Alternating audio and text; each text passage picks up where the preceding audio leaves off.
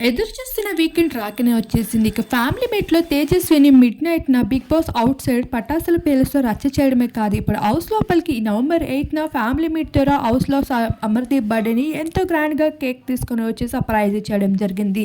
ఇక ఒక్కసారిగా తేజస్వినిని చూసి అమర్ అయితే చాలా ఎమోషనల్ అయిపోయాడు. ఇన్ని రోజుల పాటు తన పైన వస్తున్న నెగటివిటీకి బయట నున్న అమర్ కోసం తేజస్విని ఎంతగానో బాధపడుతుంది. వాటన్నిటిని ఒక్కసారిగా అమర్‌ని చూసి ఎమోషనల్ అవ్వకుండా ఉండలేకపోయింది. మరొక వైపు హౌస్‌మేట్స్ అందరితో ఎంత చక్కగా మాట్లాడింది. అలానే అమర్ నీకు వెళ్ళేటప్పుడు ఏమని చెప్పాను?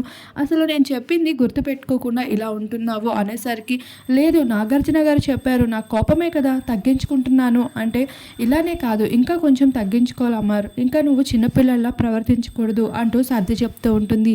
అలానే అమర్ బర్త్డే రోజున అయితే తేజస్విని బిగ్ బాస్ హౌస్‌లో ఎంతో స్పెషల్‌గా ట్రీట్ చేయడం జరిగింది.